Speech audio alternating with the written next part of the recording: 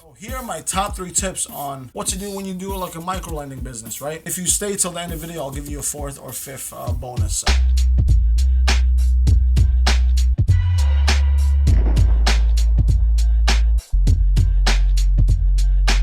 Hey everyone, what's up? This is Gilster here, back again with another video. Today is Peso Mondays, and you know what that means. I talk about business, talk about businesses that I've tried, I've done, I am still doing, and pretty much everything in between. So, I want to talk about the 5-6 business. I want to talk about the micro lending business, the ins and outs of it, what I've done to mitigate certain things, because I still do from time to time, what I do to make sure I don't get ripped off, you don't get ripped off, as well as how to make side income and make a side hustle out of it, and how to ensure that you come up on the higher end of the stick, the higher end of the pole there, or the transaction. So, I'm just going to give you a story of how I got into it, and then what my terms are usually, and how to fully secure yourself to a degree doing loans like this. Now, once again, my disclaimer is I'm not a professional. You do this at your own risk. This is your own money. How did I get into it? When Ruby and I were first dating, my father only gave me about 3,000 pesos a month for my allowance while I was going to college. So what happened was I couldn't really do anything with that money because I had a nice big bike already. Needed gas, a lot of gas. This thing sucks a lot of gas, eats a lot of gas, drinks a lot of gas. Forget about sipping gas. And Ruby was making decent money already. She was a manager or a promodizer at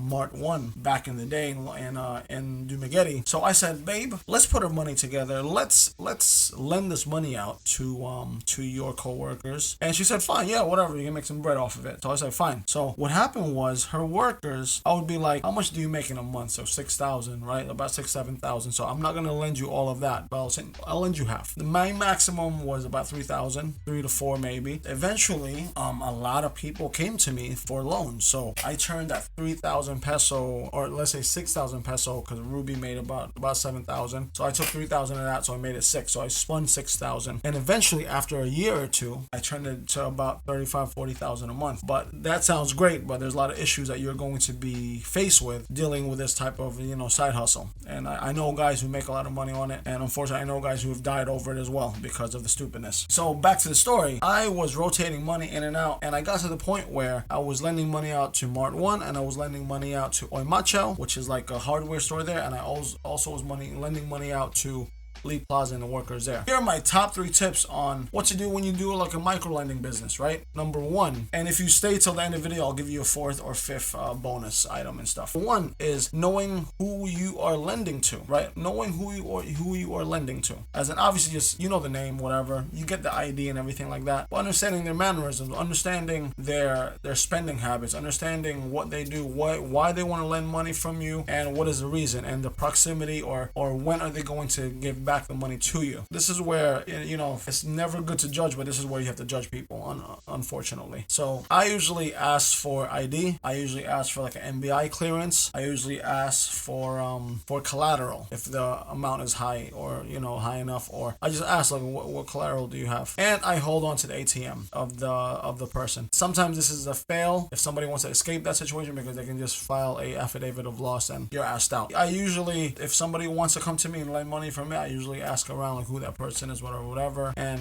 things like that. So number 1 has to be know who you're lending to a good degree. Understand, like, does this person look like they're gonna pay me back? Does he look like he's going to rip me off? And it sounds bad, but yeah, you have to kind of judge them because it's your money. 2, don't get crazy on the percentages. There are some charge 20% a month. A lot of money. That's a lot. That's basically, what is that considered, predatory lending? Well, then again, you can't really charge 1%, 2% and still think you're making money. It's not gonna really happen. There's a high risk. This is a high risk loans. I've done 10%. The highest I go now is probably 8%, 6%. Don't hit people over the head. Now, this is like addition to 2. How do I release the money, right? How do I release this money to make sure that, I'm gonna get, my fair share, and how I can flip this money? Let's put it into this example. If you want to lend 1,000 from me, I'm gonna give you 900, right? I'm gonna give you 900 in return. I take, let's say, for instance, in this instance, 10%. I take my cut off the top already, and I give you 900. In 1 month, you're gonna give me back 1,000. Okay, so because I'm gonna take my percentages off the top already. I do this because if I was playing with 10,000 pesos, I would get 1,000 back for the day, and that 1,000 pesos, if somebody wanted to loan that 1,000 pesos out, I loan that 1,000 pesos out again. I'm already making money with my interest already, right? Number 2 is pretty much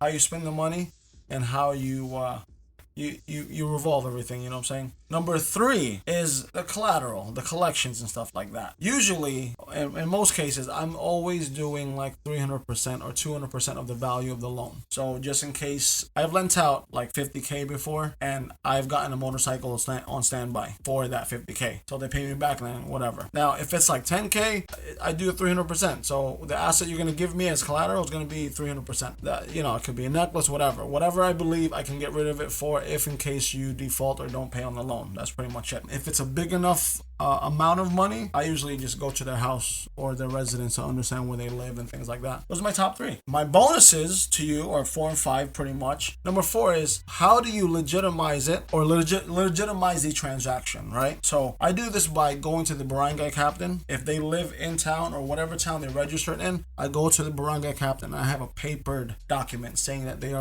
I am personally lending my money to this person. To that degree, most people are afraid of that, because then I can report that to the NBI if I need to. That within itself will follow you around unless they're changing their names and stuff like that. But that's how I somewhat legitimize or protect myself to a degree on lending out this money. Number 5 is, what happens when you don't get paid or it just doesn't happen for you? To a good degree, you're gonna have to let it go sometimes. You try to have your safety net and things like that, and sometimes you got to take the loss, because it's literally not worth dying over for $500, $100, whatever. Sometimes you got to take those hits. That's why you got to be really careful about number 1, as in reading, understanding who you're lending to. Another thing is on to number 5 is that understanding that you're not going to win them all. I try to have a 75%, 80% percentage of winning. Once you get to the point where the person is having a hard time, you then just have to renegotiate, like, can I come here and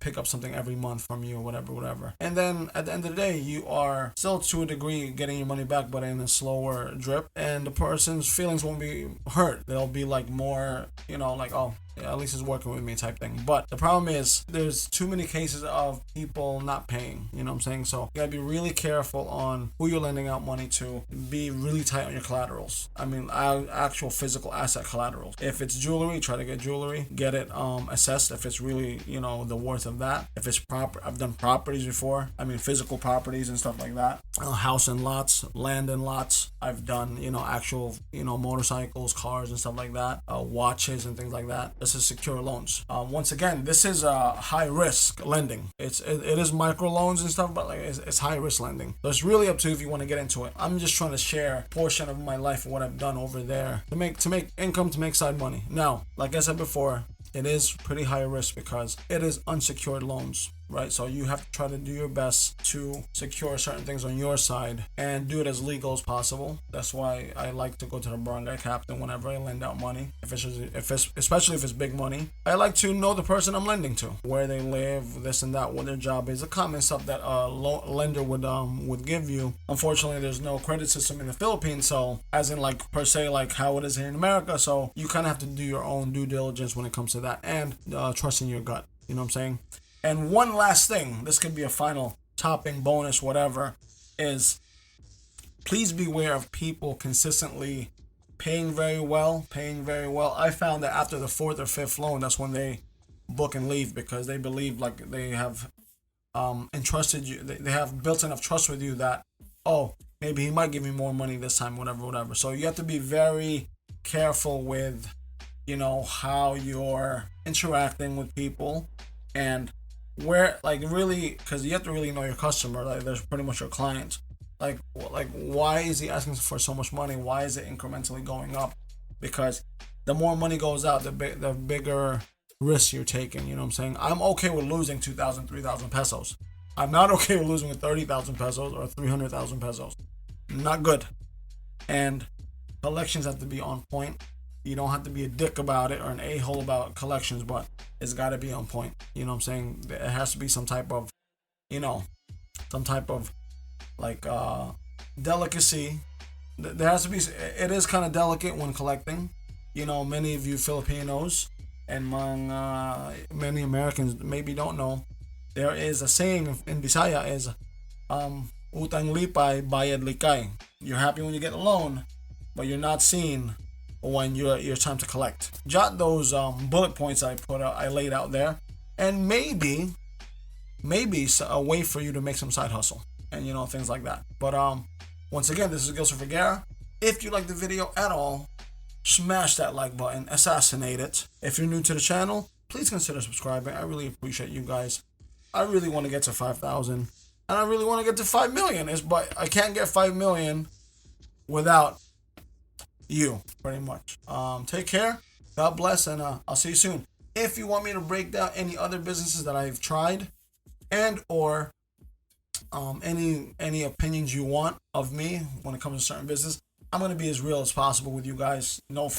Pretty much no filter. And thank you. Take care. Follow me on IG. Hit me up on Facebook. I'm trying to build my social presence here, man. Thank you. Take care. Bye.